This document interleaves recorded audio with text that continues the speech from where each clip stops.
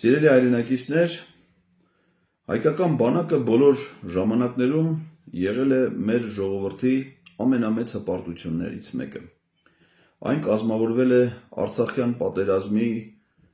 ամենաակտիվ գործողությունների ընթացքում և նրա զարգացումը տեղի ունեցել մեր աչքի առջև, մեր հասարակության նվիրական ջանքերով,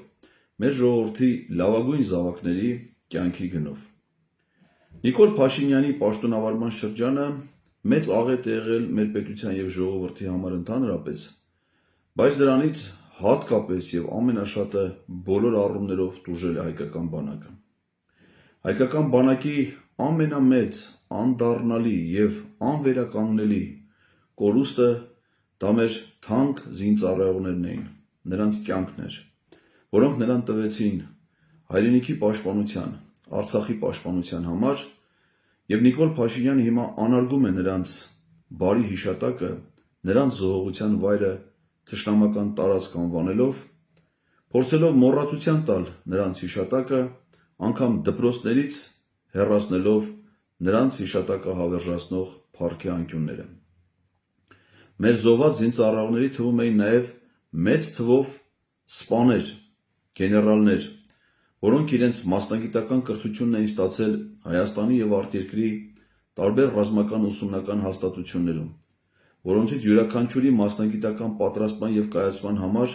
ծախսվել էր տևական ժամանակ, միջոցներ և ջանքեր։ Այդ կորուստը վերականգնել հնարավոր չէ մարդկային առումով, բայց նյութական և կազմակերպական առումով պահանջում է մեծ ջանքեր։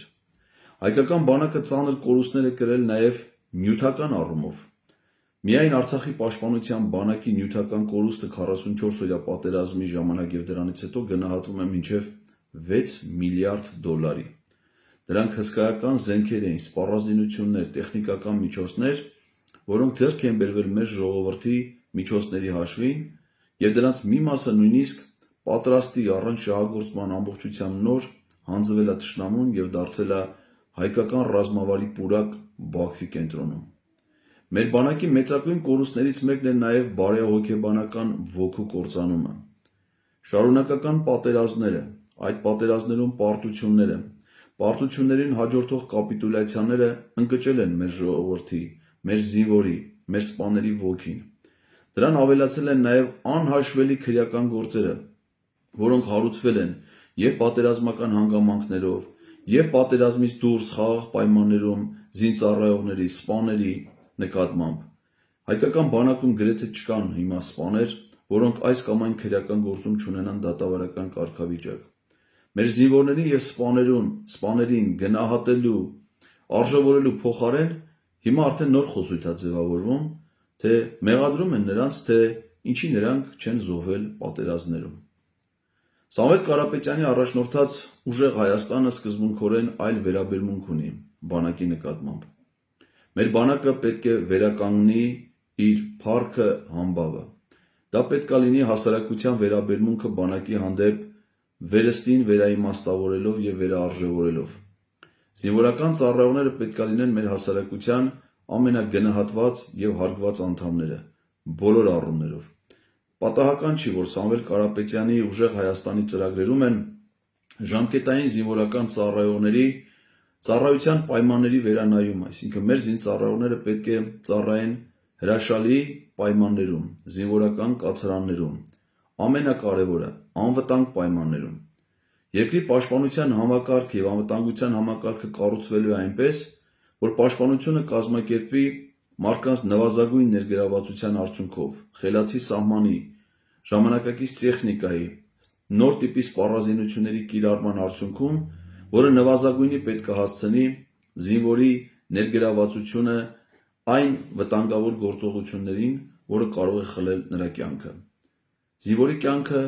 հայ մարդու կյանքը ամենաթանկն է լինելու մեզ համար։ Բայց զինվորական ծառայության մեջ գտնվողը պետք է նաև ունենա բավարար սոցիալական երաշխիքներ։ Մասնավորապես ժամկետային զինվորական ծառայողների համար նախատեսվում է ամսական 40,000 դրամի ամսավճարով նրանց ծառայության փոխհատուցում, ընդ որում գումարները կհատկացվեն ոչ թե նրանց զինվորական ծառայության ընթացքում, որպեսզի այն չվերածվի դրամական տարբեր փոխհարաբերությունների բանակի ներսում, այլ կուտակված այդ միջոցները, որը կփոխանցվի ընտանիքին, զինծառայողները կստանան զինվորական ծառայություն ավարտելուց հետո։ Նրանք ծառայությունից կվերադառնան ոչ միայն բավարար դրամական միջոցներով, այլև հետագայում անվճար կրթություն ստանալու հնարավորություններով։ Հնարավորություն ունենալով դրանից հետո նաև աշխատել այն 300,000 նոր ստեղծվող աշխատատեղերում, որը կապահովի նրանց կյանքի որակը։ Ժամկետային և պայմանագրային զինծառայողների համար տարեկան 1000 բնակարան 50% զերծ գներով, իսկ այն զինվորականները, ովքեր նաև բազմազավակ ընտանիքի հայրեր են, 4-րդ երեխայի դեպքում նրանք կստանան նաև 2 միլիոն դրամ, 5-րդ երեխայի դեպքում նաև անվճար բնակարան։ Զինծառայողները գնահատված կլինեն բոլոր առումներով։ Քննարկման առարկա կարող է լինել նաև զինվորական ծառայության ժամկետը լրացուցիչ կրճատելու հնարավորությունները, այսինքն բուն զինվորական ծառայությունը և զինվորական ծառայության նախապատրաստության ժամկետները դրանք կլինեն տարբեր։ Նախապատրաստություն անցած զինծառայողները կարող են ավելի կարճ ժամկետով ծառայել զինված ուժերում, առանց վնասելու բանակի մարտունակությանը։ Այնպես որ, սիրելի հայրենակիցներ, սիրելի զինծառայողներ, վստահեցնում ենք ձեզ, որ 3-րդ համարի քվեաթերթիկը ընտրելու և Սամվել Կարապետյանին վարչապետ դառնալու հնարավորություն ստեղծելու պարագայում բացառիկ հնարավորություններ են ստեղծվելու մեր զինծառայողների, ժամկետային զինծառայողներից սկսած մինչև սպաների և գեներալների համար։ Դրա համար պետք է ունենալ ուժեղ Հայաստան։ Ուժեղ Հայաստանը մոտ է, ուժեղ Հայաստանին դուք կարող եք ձեզ ինքներդ մոտեցնել, ընտրելով 3-րդ համարի քվեաթերթիկը։ Լավ եղեք։